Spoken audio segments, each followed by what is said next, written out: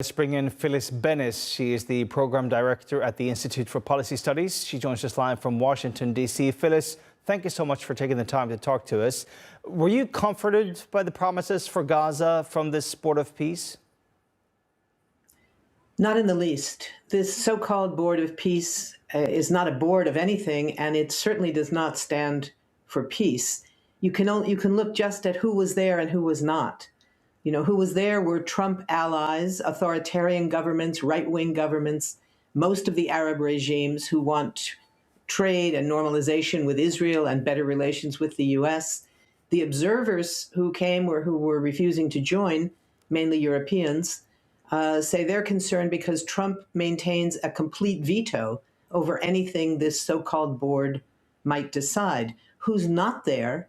Crucially, the Palestinians. And the discussions of what kind of rebuilding is really being considered for Gaza is primarily the kind of real estate dreams of President Trump's son-in-law, Jared Kushner, and his special envoy, both of whom are real estate agents.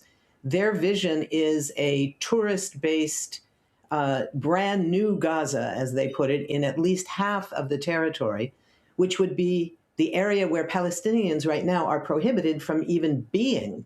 They can't even be there, except for the militias that are being armed by Israel. So this is a disastrous situation that does not end the occupation, does not end apartheid, and does not end the genocide. We heard Trump say the war is over, except for little fires. These are not little fires. People are being killed every day. There have been over 600 Palestinians in Gaza killed by Israeli bombs, guns, tanks, drones, since the so-called ceasefire was declared. There is no ceasefire. This is not a ceasefire that is fragile. There is no ceasefire. There is a lower level of death by weapons. That's a good thing, but that's a far cry from a ceasefire. Phyllis, you mentioned that there's no Palestinian representation here on this board of peace. Gaza's high representative, though, he was there, Nikolai Mladinov, and he spoke about the situation in Gaza. I want to play that clip for you. Let's listen. A new governing authority is now in place for Gaza, with a clear mandate and a clear commitment to establishing development and stability. However, we are operating in extremely difficult conditions. Large parts of Gaza Strip are severely damaged, destroyed actually. Humanitarian needs are acute. Law and order remain fragile. This is not normal operating environment. Of course, that was Ali Shat that we played there for you. But these words of Ali describing the difficult situation there in Gaza, do you have any hope that this board of peace will actually take into account the opinions and the wills of the Palestinians who are actually the ones who live in Gaza? No, I don't. So far, there's been no indication of any interest in the opinions of Gaza. The question of what it means to rebuild. You know, we hear of the challenge of removing the 70 million tons of rubble. Gaza, this was a vast understatement, what Ali just said about the level of destruction. 90% of buildings in Gaza have either been completely destroyed or virtually destroyed. There are no homes left. 90% of the 2 million people in Gaza are displaced from their homes. So what it's going to take just to move 70 million tons of rubble. No one has asked the people of Gaza, do you want to turn that rubble into powdered cement when it includes the bones of your children, of your elders, who were killed when the buildings collapsed on top of them under Israeli drones?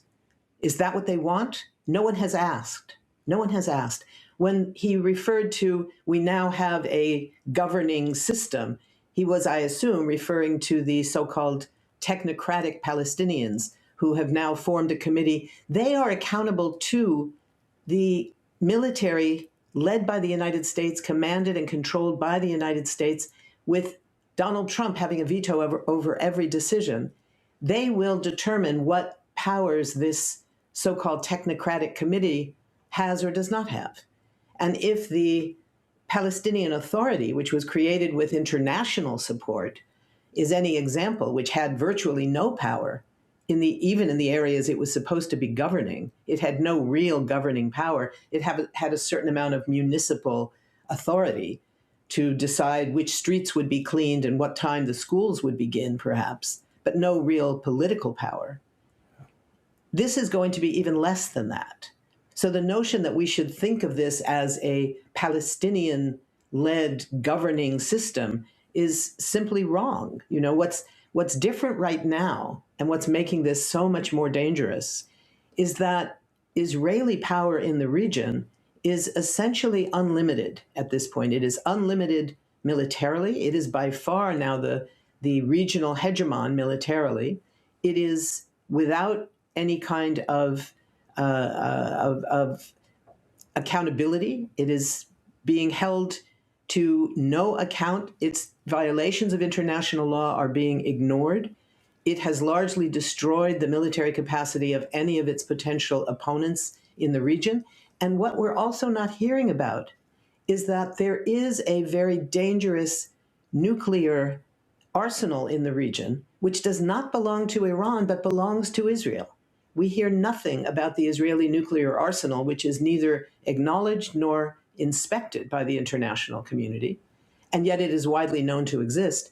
It is incredibly dangerous in terms of the danger of even greater escalation.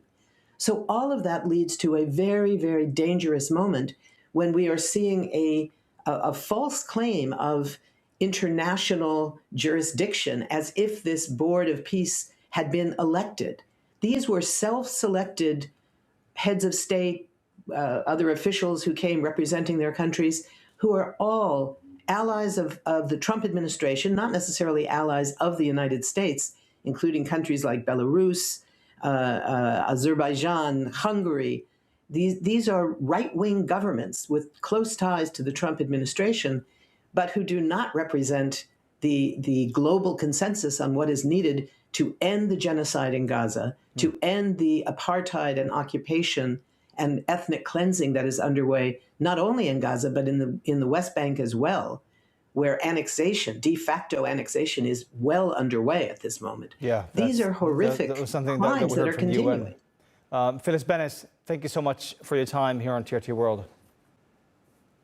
Thank you.